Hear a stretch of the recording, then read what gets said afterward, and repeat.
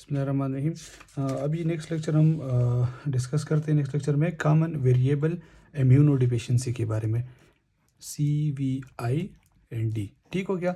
ये जो प्रॉब्लम है प्राइमरी इम्यूनोडिफिशियंसी है, यहाँ पर प्रॉब्लम क्या होता है, इम्यूनो ग्लोबुलिन जो होते हैं हमारे पास क्या होते हैं, कम होते हैं। क्यों कम होते हैं? ड्यू टू या तो बी सेल में प्रॉब्लम है या हेल्पर टी सेल में प्रॉब्लम है। ठीक हो गया, डिफेक्ट्स। ठीक हो गया, तो इन चीज़ों में प्रॉब्लम है, तो इसीलिए हमारे पास जो है ना इम्यूनोग्लोबुलिन्स की कमी है। ठीक हो गया। अच्छा, इस आगे जाने से पहले मैं आप लोगों को थोड़ा सा जो है ना पीछे वो रिव्यू कर देता हूँ कि हमने पढ़ा हुआ था कि जो बी सेल की मैच्योरेशन के लिए, बी सेल के लिए जो मैच्योरेशन के लिए कितने सिग्नल्स चाहिए होते हैं? 2 सिग्नल्स। ठीक हो गया। पहला सिग्नल मतलब ये कि हमारे पास क्या है, ये हमारे पास बी सेल्स है।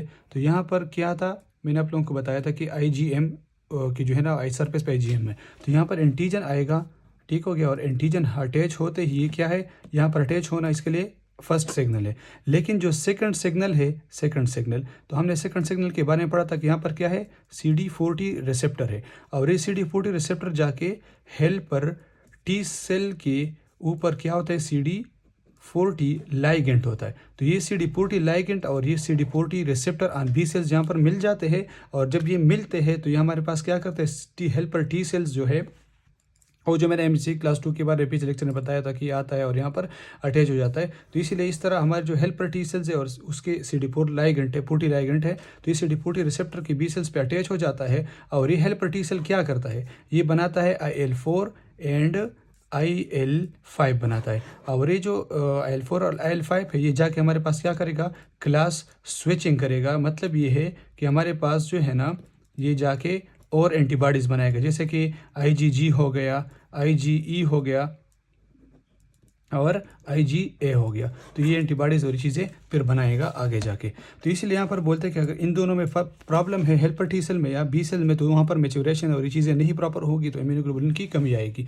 जब कमी आएगी तो बैक्टीरियल इन्फेक्शंस होंगे, क्योंकि IgG नहीं है, एंटीरो वायरस और जेडेलमिक इन्फेक्शंस होंगे, और ये हमारे पास लेट चाइल्डहुड में होंगे। अच्छा, जिस तरह ये बंदा बढ़ेगा, मतलब इसकी जो उम्र बढ़ती जाएगी, तो उसमें ऑटो इम्यून डिजीज़ के चांसेस और लिम्फोमा के चांसेस ज़्यादा होते जाएंगे। ठीक हो गया।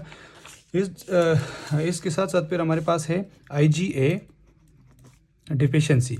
मतलब ये मैं इस तरह लिखता हूँ, तो IgA डिफिशियंसी आप लोग जो है फिर बुक से भी रीड कर सकते हैं।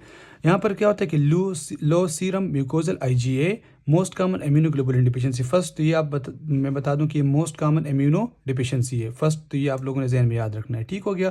तो यहाँ पर किस चीज़ की प्रॉब्लम होती है, IgA। और IgA मैंने आप लोगों को बताया है कि ये IgA जो होता है कहाँ पर होता है, म्यूकोजल सिक्रीशंस में होता है। ठीक हो गया।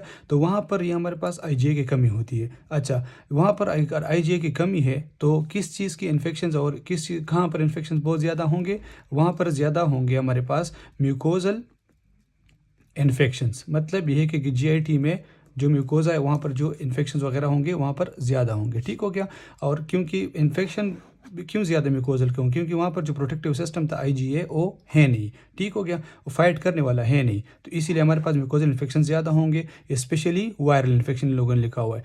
मोस्ट पेशेंट्स आर एसिम्टोमेटिक, लेकिन ज़्यादातर जो पेशेंट्स होते हैं हमारे पास एसिम्टोमेटिक होते हैं। इसके साथ मैंने यहाँ पर अपने लिए मतलब लिखा हुआ है कि जो आगे जाकर हम GIT में भी पढ़ेंगे कि मतलब एक कौन सी ऐसी बीमारी है, कौन सी ऐसा प्रॉब्लम है GIT में जो कि हमारे पास IgA के साथ एसोसिएटेड है। तो हमारे पास है IgA डिफिशियंसी के साथ एसोसिएटेड कौन, सीलियक डिजीज़। क्योंकि हम आगे पढ़ेंगे सीलियक डिजीज़ में क्या बनते हैं, एंटीबॉडीज़ बनते हैं, किसके खिलाफ, IgA के खिलाफ। और IgA के खिलाफ अगर एंटीबॉडीज़ बन गए तो जाहिर बात है उसकी डिफिशियंसी आएगी। तो ये जो है ना वहाँ पर हम GIT में फिर आगे जाके पढ़ेंगे। ठीक हो गया।